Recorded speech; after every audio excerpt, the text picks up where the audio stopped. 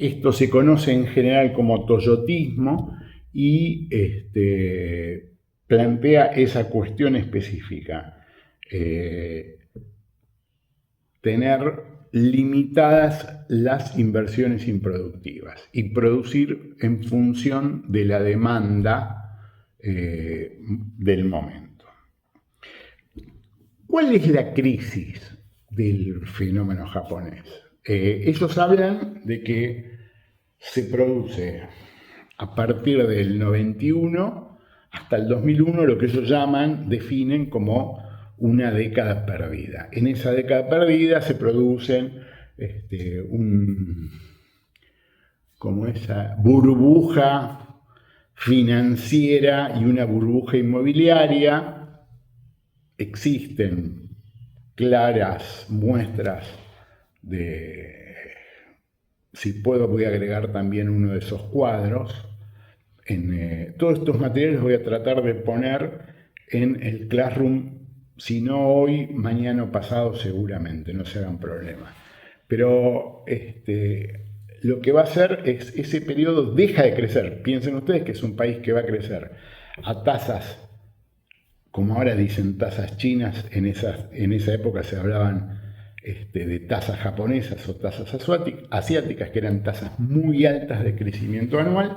Les dije hace unos minutos que Japón va a crecer a una velocidad mayor que cualquier país europeo desde los años 60.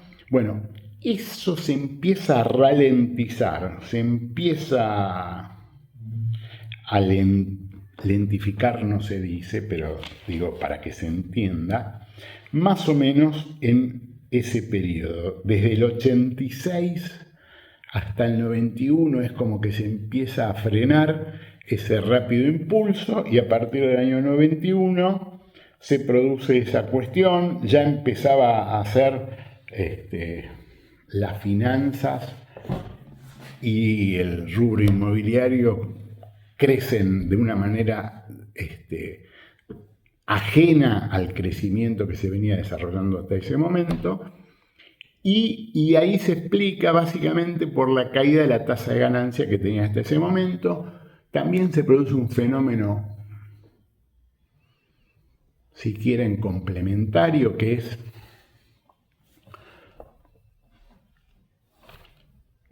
empieza a subir los salarios, empiezan a subir las condiciones de vida de la gente deja de ahorrar como ahorraba hasta ese momento y la gente empieza en un fuerte proceso de consumismo y occidentalización de sus costumbres que hasta ese momento era austero.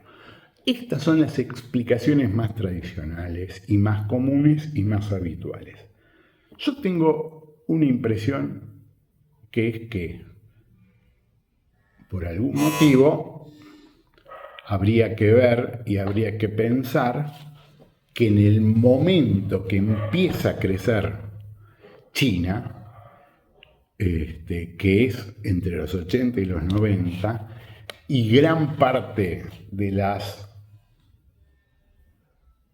industrias se empiezan a trasladar a China, Japón va a ser desplazado de ese lugar prioritario de producción. Inclusive Japón invierte en China, el segundo inversor en China después de los Estados Unidos va a ser Japón, y China va a desplazar de alguna manera China y en esa época lo que se llamaban los tigres asiáticos, que ya son Vietnam, Singapur y todos esos países se empiezan a desplazar a Japón como eje industrial asiático y claramente ya a partir de los 2000, luego de la muerte de Deng, inclusive, China empieza a adquirir un rol cada vez más hegemónico y rápidamente, ya en los 2000 y algo, muy tempranos, desplaza a Japón y obviamente hoy China es un país solo comparable con los Estados Unidos, del cual tiene creo que o el mismo PBI o pega en el palo. 3, 4 cosas que yo quiero plantear como complejas de esta situación. Primero, lo dije al principio, lo vuelvo a decir ahora, a partir del 2001 hasta el 2006, durante el gobierno de Jumichiro Koizumi, desaparece esta idea que había sido como una parte esencial del desarrollo, esta cuestión de la continuidad laboral. Se occidentalizan mucho las costumbres. Si ustedes observan, se occidentaliza la vestimenta.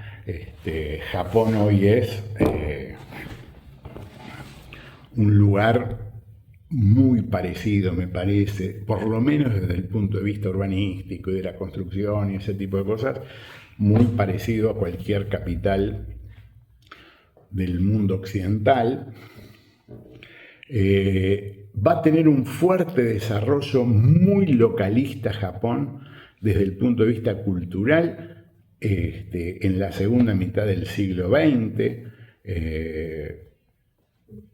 Ustedes no sé si conocen, pero hay un cine japonés que va a ser muy exitoso y muy importante, cuyo principal ejemplo es Kurosawa, que es uno de los directores más importantes de la historia del cine, pero que Kurosawa conserva durante toda su larga producción cinematográfica, que es de la segunda mitad del siglo XX y llega hasta el siglo XXI, es probablemente uno de los directores más llamativos, más interesantes, pero también que conserva un montón de cuestiones muy específicas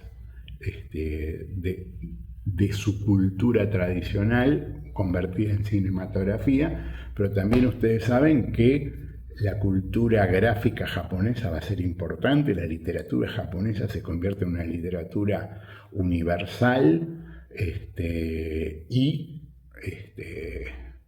ustedes conocen, algunos más grandes deben haber sido víctimas o consumidores muy importantes de los anime y toda la cultura japonesa de los años 70, 80, inclusive 60, de los dibujos animados, de los anime, de los personajes, de las series, que ustedes deben conocer mucho mejor que yo, porque yo la verdad que no fui consumidor de esas cuestiones, pero digo, han tenido un impacto global muy, muy importante. Básicamente esto, cualquier cosa yo agregaré en el Classroom estas imágenes y estos materiales complementarios, y esta parte la vamos a terminar después o mañana grabaré la parte de Corea y de Vietnam. Buenas noches, buenas tardes o cuando me vean. Adiós.